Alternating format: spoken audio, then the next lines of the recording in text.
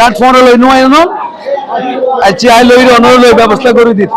অনুগুলো কিল্লা শুনে নিচে থাকতে না তারা ব্যবস্থা করতেন দেরি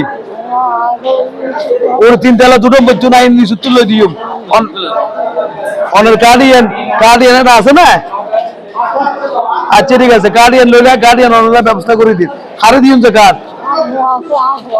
অনর পরে দিন যে আচ্ছা ঠিক আছে আই সাইড গেল এখন কার্ড পাই আল্লাহ চেয়ারম্যানের ধন্যবাদ জানাই আর স্মার্ট কার্ড ইনশাআল্লাহ পাই কাঠ পায় আর আসার কার্ড ইয়ানের প্রসার ভাই ইয়ানের আর চেয়ারম্যানের ধন্যবাদ জানাই স্মার্ট কার্ড দেয় আর রাজি আর ছিলেন আর চেয়ারম্যানের কাছে ধন্যবাদ জানাই আর ওর এই যে আজ এর ব্যাপারে খুব সুস্থভাবে কার্ড বিতরণ করে কার্ডে তো জামিলের আমার সুন্দর পরিবেশের মধ্যে কার্ড লই এবং জামিলের আমার আসি অন্য দিকে লাগি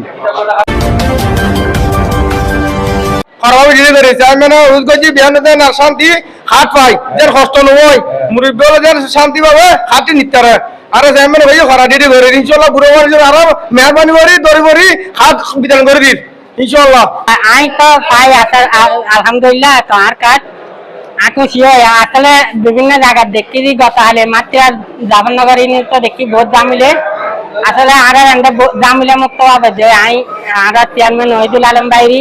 সহ সংশ্লিষ্ট যারা আছে ব্যাগুনের ধন্যবাদ জানাই আধার সরকারে কাজ প্রাপ্তির সুবিধা স্মার্ট কার্ড বিতরণ হচ্ছে খুব সুন্দরভাবে এখানে মোটামুটি ওরা বিশৃঙ্খলায় খুব সুন্দরভাবে লাইনে দাঁড়িয়ে সবাই সুন্দরভাবে স্মার্ট কার্ড নিচ্ছে আমি আসার 5 মিনিটের মধ্যে আমার সব স্মার্ট কার্ড এখন পেয়ে গেছি খুব সুন্দর লাগছে চেয়ারম্যানের আয়োজন খুব সুন্দর মোটামুটি আমি আপনাদের মাধ্যমে আব্দুল্লাহপুর সহ ফরিদপুরের সকল মানুষকে সালাম জানাচ্ছি আজকে আমাদের স্মার্ট কার্ড বিতরণ হচ্ছে আল্লাহ রাব্বুল আলামিনের সহযোগী রহমতের বদৌলতে আমাদের এই কাজ খুব সুচারুভাবে সম্পন্ন হচ্ছে আমরা সকাল 9টা থেকে 1টা পর্যন্ত মহিলাদের জন্য শিডিউল রাখছিলাম আর 1টা থেকে 5টা পর্যন্ত পুরুষদের জন্য শিডিউল রাখছিলাম কিন্তু আমাদের সুশৃঙ্খল কাজের সুবাদে অনেকটা 12টার আগেই আমাদের মেয়েদের কাজটা অনেকটা শেষ হয়ে গেছে আমরা পাশাপাশি পুরুষদেরকেও আমরা শুরু করেছি আশা করি 5টার মধ্যে আমরা সমস্ত আব্দুল্লাহপুরবাসীর যত স্মার্ট কার্ড আছে আমরা সমস্ত স্মার্ট কার্ড বিতরণ করতে পারবো